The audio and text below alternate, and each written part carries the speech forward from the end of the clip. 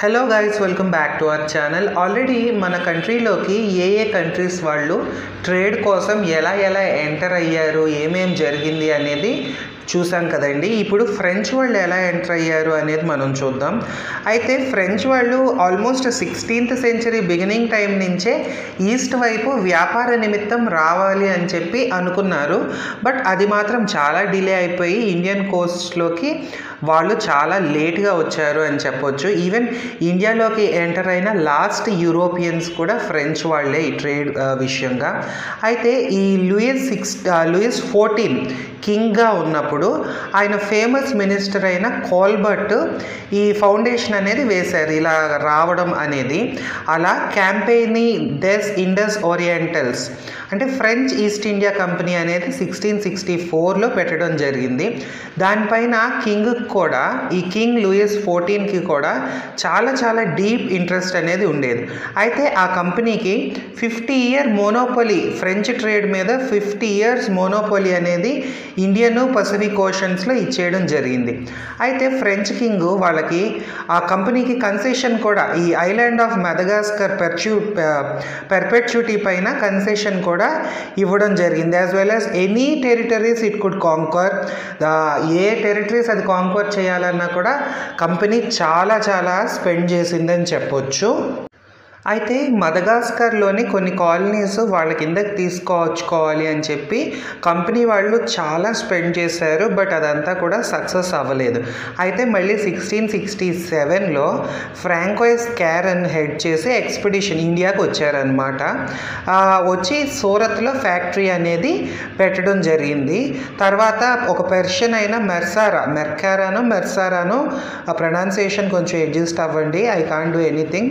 మెర్సారా అనే అతని క్యారన్తో అకాంపనీ అయ్యి అతను వచ్చి మచిలీపట్నంలో 1669లో ఒక ఫ్యాక్టరీ అతను పెట్టాడు. అప్పుడు ఆ పేటెంట్ అనేది అప్పుడున్న సుల్తాన్ ఆఫ్ గోల్కొండ నుంచి తీసుకోవడం జరిగింది. అయితే 1673లో బెంగాల్కి ముఘల్ సుబహదార్ అయిన షైస్తా ఖాన్ ఫ్రెంచ్ వాళ్ళకి పర్మిషన్ అనేది ఇవ్వడం జరిగింది. చందోర్ నాగోర్లో నియర్ క్యాల్కటా దగ్గర ఒక టౌన్షిప్ ఎస్టాబ్లిష్ చేసుకోండి అని చెప్పి. అయితే పాండిచేరిలో ఈ ఫ్రెంచ్ ఎలా ఇదైంది అనేది మనం చూద్దాము.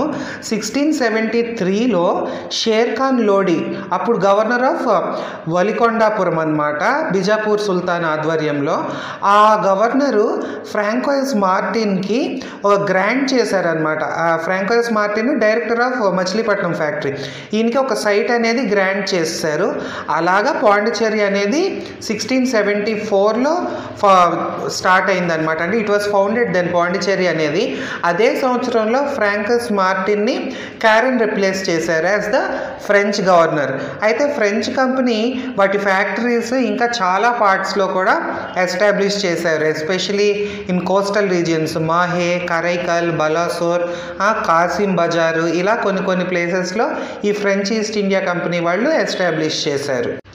అయితే 1674లో ఎప్పుడైతే వీళ్ళకి ఫ్రాంకోయిస్ మార్టిన్ చేతిలోకి పాండిచేరి వచ్చిందో దాన్ని చాలా బాగా డెవలప్ చేసి ఫ్రెంచ్ వాళ్ళు అక్కడ ఒక స్ట్రాంగ్ పొజిషన్ అనేది సెట్ చేసుకున్నారు. అయితే ఫ్రెంచ్ వాళ్ళ పొజిషన్ అనేది బ్యాడ్లీ ఎఫెక్ట్ అవ్వడానికి కారణం డచ్ వాళ్ళకి అండ్ ఫ్రెంచ్ వాళ్ళకి మధ్య యుద్ధం అని చెప్పొచ్చు. అయితే వాళ్ళ అలియన్స్ ఉంది కదా ఇంగ్లీష్ వాళ్ళతో డచ్ వాళ్ళకి, ఈ రెవల్యూషన్ ఆఫ్ 1688 నుంచి. దానివల్ల డచ్ వాళ్ళు పాండిచేరిని 1693లో క్యాప్చర్ చేసినప్పటికీ కూడా ద ట్రీటీ ఆఫ్ రైస్విక్ ద్వారా, which is concluded in September 1697, మళ్ళీ అది ఫ్రెంచ్ వాళ్ళకి తిరిగి వచ్చేసింది. అయితే డచ్ గ్యారిసన్ మాత్రం ఒక 2 more years ఆయన చేతిలోనే ఉంచుకున్నాడు. మళ్ళీ ఫ్రాంకోయిస్ మార్టిన్స్ గైడెన్స్లో మళ్ళీ పాండిచేరి అనేది బాగా అభివృద్ధి చెంది మళ్ళీ most important settlement of French వాళ్ళది ఇన్ ఇండియాగా మనం చెప్పొచ్చు. మళ్ళీ బ్యాక్ టర్న్ అనేది మళ్ళీ ఫ్రెంచ్ వాళ్ళకి బిగిన్ అయింది. బికాస్ అదే టైంలో స్పానిష్ సక్సెషన్ వల్ల ఈ యూరోప్లో వార్ అనేది బ్రేక్ అయింది.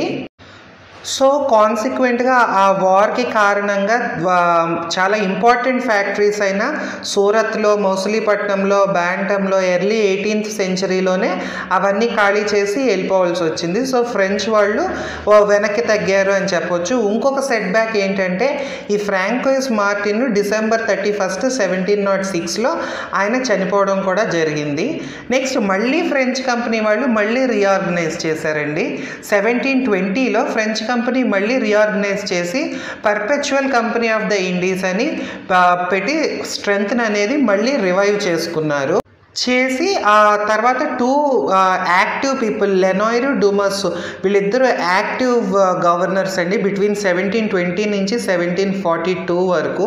మళ్ళీ ఫ్రెంచ్ పొజిషన్ అనేది మారిషియస్, నెక్స్ట్ సదరన్ ఇండియన్ ఓషన్లో మళ్ళీ రీయూనియన్ అయ్యి ఒక స్ట్రెంగ్త్ అనేది మళ్ళీ బిల్డ్ అయ్యింది అని మనం చెప్పొచ్చు. అయితే తర్వాత ఈ ఆంగ్లో ఫ్రెంచ్ స్ట్రగుల్ అంటే మేమే ఎక్కువ అని ఆ ఆంగ్లో ఫ్రెంచ్ వార్స్ అనేవి అవుట్ బ్రేక్ అయ్యాయి. అది ఎట్లా ఏంటి ఆ రైవల్రీకి బ్యాక్గ్రౌండ్ ఏంటో మనం ఒకసారి చూద్దాం. అయితే ఫ్రెంచ్ వాళ్ళు, బ్రిటిష్ వాళ్ళు ఇండియాకి వచ్చింది కేవలం ట్రేడింగ్ పర్పస్కే. బట్ అల్టిమేట్గా వాళ్ళు ఇండియా యొక్క పాలిటిక్స్లో కూడా, రాజకీయాల్లో కూడా వాళ్ళు ఇంటర్ఫియర్ అయ్యారు. ఇద్దరికీ కూడా ఇండియాలో పొలిటికల్ పవర్ వాళ్ళ చేతుల్లోకి తీసుకోవాలి అన్న ఉద్దేశం ఇటు ఇంగ్లీష్ వాళ్ళకి అండ్ ఫ్రెంచ్ వాళ్ళకి కూడా ఉంది. అయితే ఈ ఇంగ్లీష్ వాళ్ళకి, ఫ్రెంచ్ వాళ్ళకి రైవల్రీ అనేది ఇక్కడ బిగిన్ అయింది కాదు. ఆల్మోస్ట్ వాళ్ళకి ఇంగ్లాండ్కి, ఫ్రాన్స్కి ఎప్పటి నుంచో వాళ్ళకి రైవల్రీ అనేది ఉంది. ఎప్పుడు ఆస్ట్రియన్ వార్ ఆఫ్ సక్సెషన్ నుంచి నెక్స్ట్ ఆల్మోస్ట్ 7 years అది జరిగింది. అప్పటి నుంచి అది అలా కంటిన్యూ అవుతూనే ఉంది. ఈ స్పెషల్గా ఇండియాలో రైవల్రీ విషయానికి వస్తే 3 కర్ణాటిక్ వార్స్ రూపంలో వాళ్ళ మధ్య యుద్ధాలు అనేది జరిగి ఫైనల్లీ ఇంగ్లీష్ వాళ్ళే ఇంకా ఫ్రెంచ్ వాళ్ళు కాదు మాస్టర్స్ ఆఫ్ ఇండియా అని నిర్ణయించబడింది. అయితే ఎందుకు ఇలా జరిగింది అంటే 1740లో పొలిటికల్ సిచ్యువేషన్, సౌత్ ఇండియాలో పొలిటికల్ సిచ్యువేషన్ అనేది చాలా కన్ఫ్యూజ్డ్గా అండ్ చాలా అన్సర్టైన్గా ఉందన్నమాట. హైదరాబాద్కి నిజాం అయిన ఆసాఫ్ జా చాలా ఓల్డ్ అయిపోయి మరాఠాస్తో బ్యాటిలింగ్ చేసే పనిలో ఉన్నాడనమాట వెస్టర్న్ డెక్కన్లో. బట్ ఆయన సబార్డినేట్స్ మాత్రం ఎప్పుడు ఈయన చచ్చిపోతాడో అని డౌట్ఫుల్గా స్పెక్యులేట్ చేసేవాళ్ళు. నెక్స్ట్ ఇంకో పక్క ఆ కింగ్డమ్కి సౌత్ పక్కన కోరమండల్ కోస్ట్ ఉందండి. దానికి ఒక స్ట్రాంగ్ రూలర్ అనేది లేదు. ఇన్స్టెడ్ ఇంకొకటి ఏంటి అంటే ఈ ఓల్డ్ విజయనగర ఎంపైర్ లోపల అయిన మైసూరు, కొచ్చిన్, ట్రావెన్కోరు ఈ అన్ని ప్లేసెస్లో కూడా స్మాల్ స్టేట్స్ అయిపోవడం, అవి విడిపోవడం అనేది జరిగింది. నెక్స్ట్ ఈ హైదరాబాద్ డిక్లైన్ ఎప్పుడైతే జరిగిందో వీళ్ళకి ముస్లిం ఎక్స్పాన్షన్ అనేది ఇంకా చెయ్యరు, ముస్లిం ఎక్స్పాన్షన్ పెరగదు అని చెప్పి ఒక సిగ్నల్ అంది. ఇంగ్లీష్ వాళ్ళు అడ్వెంచర్స్ అనేది ఇంగ్లీష్ వాళ్ళు మొత్తం ఆక్రమించుకోవాలి అన్న ప్లాన్స్తో సన్నద్ధమయ్యారు అని మనం చెప్పొచ్చు. ఇంకొకటి ఏంటి అంటే మరాఠా కింగ్డమ్, తంజావూరుకి సంబంధించిన మరాఠా కింగ్డమ్లోకి ఈ అప్పుడున్న పూణే పేష్వా ఎప్పుడు కావాలంటే అప్పుడు ఇంటర్ఫియర్ అవ్వడానికి ఈ పేష్వా కొంచెం లూజ్గా ఉన్నాడు అనమాట. అది కూడా వన్ ఆఫ్ ద రీజన్గా మనం చెప్పొచ్చు. ఇప్పుడు ఫస్ట్ కర్ణాటిక్ వార్ 1740 నుంచి 1748 మధ్యలో జరిగిందండి. దీని బ్యాక్గ్రౌండ్ ఏంటో మనం ఒకసారి చూసినట్టయితే అసలు కర్ణాటిక్ అన్న నేమ్ ఎందుకు వచ్చింది అంటే యూరోపియన్స్ ఈ కోరమండల్ కోస్ట్ ఆ చుట్టుపక్కల ఉన్న ల్యాండ్ మొత్తాన్ని కూడా కర్ణాటిక్ అని నేమ్ చేశారు. ఈ ఫస్ట్ కర్ణాటిక్ వారు ఆంగ్లో ఫ్రెంచ్ వార్ ఏదైతే ఉందో దానికి ఎక్స్టెన్షన్గా మనం చెప్పొచ్చు. ఈ ఆస్ట్రియన్ వార్ ఏదైతే ఉందో దానికి కంటిన్యూషన్ అనమాట ఈ ఫస్ట్ కర్ణాటిక్ వారు. దీని ఇమీడియట్ కాజ్ ఏమైందంటే ఫ్రెంచ్ వాళ్ళకి తెలుసు ఇండియాలో వీకర్ పొజిషన్లో మనం ఉన్నాము అని చెప్పి ఆల్రెడీ ఫ్రెంచ్ వాళ్ళకి తెలుసు. బట్ ఇంగ్లీష్ నేవీ వాళ్ళు ఏం చేశారంటే బ్యార్నెట్ ఈ ఫ్రెంచ్ షిప్స్ అన్నిటినీ కూడా సీజ్ చేసాడనమాట. ఆ సీజ్ చేసేసరికి ఫ్రెంచ్ వాళ్ళకి కోపం అనేది వచ్చింది.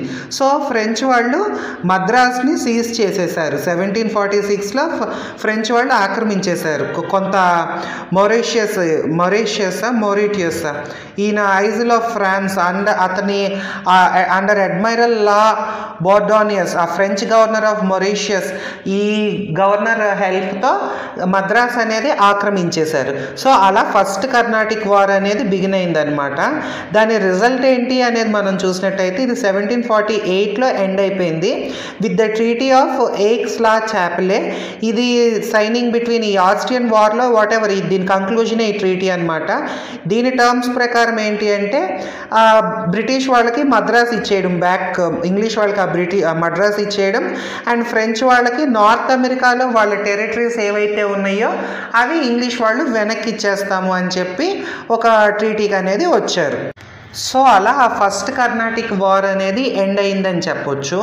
బట్ దీనిలో ముఖ్యంగా మనం ఇంకొకటి ఇంపార్టెంట్ థింగ్ ఏం గుర్తుపెట్టుకోవాలి అంటే ఈ ఫస్ట్ కర్ణాటిక్ వార్ అన్నప్పుడే ఈ బ్యాటిల్ ఆఫ్ సెయింట్ థోమ్ కూడా మనకి గుర్తు వస్తుంది.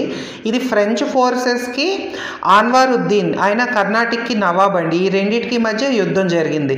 ఈ అన్వరుద్దీన్ ఎందుకు ఇంటర్ఫీర్ అయ్యాడు అంటే ఇంగ్లీష్ వాళ్ళు వెళ్ళి ఆ నవాబ్ని అన్వరుద్దీన్ని హెల్ప్ అడిగారు అనమాట, మాకు హెల్ప్ చేయండి అని. అయితే ఈ అన్వరుద్దీన్ ఇంగ్లీష్ వాళ్ళకి సపోర్ట్ చేస్తూ ఫ్రెంచ్ వాళ్ళపైన యుద్ధానికి వెళ్తారు. అయితే ఫ్రెంచ్ ఆర్మీ అనేది చాలా చాలా చిన్నది ఉందండి, దానికి హెడెడ్ బై కెప్టెన్ ప్యారడైజ్.